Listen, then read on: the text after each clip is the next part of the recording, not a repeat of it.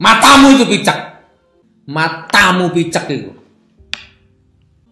Jancuk jaran kon niku anjen. Matamu picek itu. Jancuk jaran kon niku anjen. Dobol kamu tenan. Walaupun jenggotan, walaupun batuknya ireng, walaupun cingkrangan, Rasulullah nggak pernah megang dada. Matamu picek. Ustadz kok ngomongnya kasar, Nabi Muhammad saja nggak pernah kasar. Nggak masalah, matamu picek. Nggak masalah.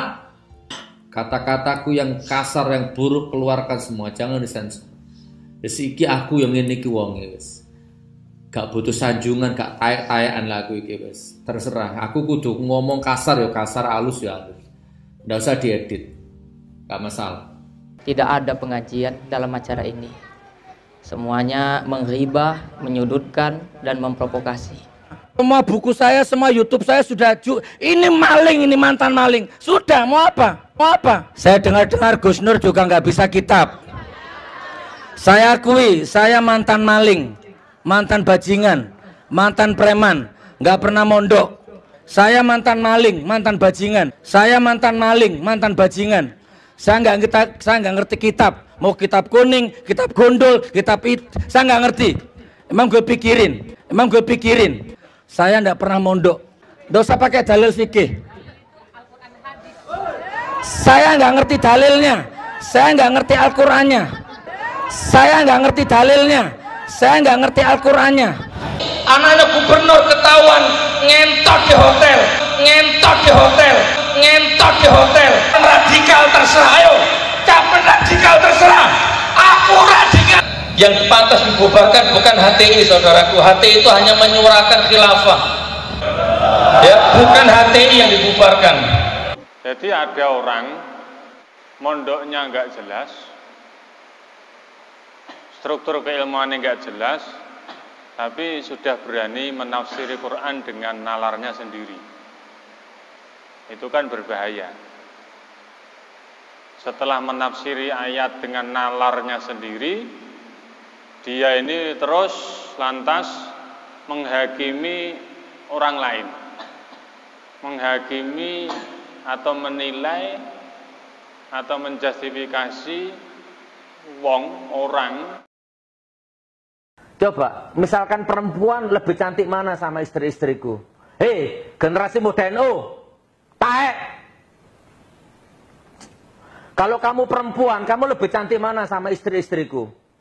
Kalau kamu laki-laki, kamu lebih ganteng mana sama aku? Kalau kamu ekonomi, kamu lebih kaya mana sama aku? Ayo, buka-bukaan yuk. Jangan-jangan kamu kere, jangan-jangan kamu jangan-jangan kau penjual nasi goreng, jangan-jangan kamu lurutis, kamu apa utis itu? Salah satu penceramah agama yang saya suka ini namanya Gus Nur. Meskipun kata orang dia sebenarnya tidak layak menyandang gelar Gus, karena gelar Gus itu di NU biasanya diberikan kepada anak kiai yang mempunyai pondok pesantren. Tetapi Gus Nur yang ini sama sekali bukan anak kiai, bahkan ia juga belum pernah nyantri. Jadi bayangkan, secara ilmu agama dia tidak punya rekam jejak apapun. Nah, nama aslinya Sugi Nur Raharja. Jadi kita panggil saja dia Sugi Nur. Ceritanya dulu, Sugi Nur ini adalah pemain debus. Dia mengikuti jejak ayahnya yang juga pemain debus. Dan masa lalu Sugi ada di jalanan. Dia selain mencari uang lewat pertunjukan debus, juga mencopet dan menipu orang dengan gendam. Selain itu, dia juga berprofesi sebagai penjual obat keliling. Mungkin saat menjual obat inilah si Sugi melatih kemampuannya berbicara di depan publik. Ya pasti dengan tipu-tipu supaya obatnya itu laku. Sesudah bertahun-tahun menjadi penjual obat, Sugi pun mulai bosan. Mungkin karena hasilnya nggak seberapa dan dia juga nggak kaya-kaya. Akhirnya Sugi pun belajar agama. Dan dari sinilah dia bisa memadukan ilmu jualan obat tipu-tipunya dengan agama. Sugi sudah menemukan formula supaya dia bisa hidup sejahtera. Sugi termasuk cerdas. Dia memanfaatkan YouTube untuk mencari penggemar. Dan dia berhasil. Dia diundang kemana-mana dan dapat gelar terhormat sebagai Ustadz. Hanya dalam perjalanan sebagai ustadz, Sugi punya banyak kompetitor. Dia tidak mau hanya menjadi pendakwah kampung. Dia pengen naik ke tingkat nasional. Dan Sugi pun mulai mencari perbedaan dalam ceramahnya. Atau bahasa keren marketingnya, diferensiasi. Sugi mulai berdakwah sambil mengeluarkan kata-kata mutiara yang sangat lembut didengar di telinga. Jancuk kono wancane. Jancuk kono wancane. Ngentot di hotel, ngentot di hotel.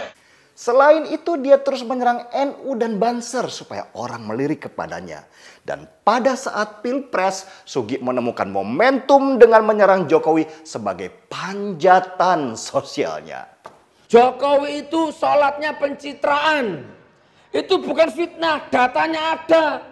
Wong ndak bisa ngimami sholat kok maksa jadi imam. Dan seperti kisah-kisah sukses lainnya, Sugi Nur pun berhasil mencapai cita-cita. Dia dikenal di mana-mana dan undangan ceramah pun deras mengalir. Hidupnya berubah. Sugi Nur mulai menjadi bintang iklan bahkan bermain properti. Sugi Nur dengan ilmu jualan obat yang dipadukan dengan agama akhirnya menjadi orang sukses dengan memiliki barang-barang mewah. Hasil jualan agama ternyata bisa membuatnya hidup sejahtera dan nyaman, bahkan bisa dipamerkan. Sugi Nur menjadi orang sukses yang bisa dibanggakan orang kampungnya. Wow, sungguh mengagumkan. Sahabat super, kisah Sugi Nur bukan kisah satu-satunya orang yang mencari uang dengan berjualan agama. Banyak ustadz yang sukses di dunia karena punya kemampuan berbicara dan mempengaruhi orang lewat ceramahnya. Salah satunya adalah seorang yang bernama Xiao Chen Kuok atau yang kita kenal sekarang dengan nama Felix Xiao. Felix yang dulunya Kristen menemukan kehidupan dunianya sesudah dia pindah agama. Nanti kita akan bahas dalam kesempatan lain. Sebagai pesan terakhir, saya ingin mengutip kata-kata motivasi untuk para sahabat super dari Ibnu Rushd. Jika ingin menguasai orang bodoh, maka bungkuslah sesuatu yang batil dengan agama. Sungguh super. Mari kita seruput kopinya. Markibong. Mari kita bongkar semuanya. Saya Denny Siregar, kita di acara Timeline. Termasuk Ansor, Banser, Nuril, Guntur Romli, Abu Janda. Siapa lagi? Denny Siregar.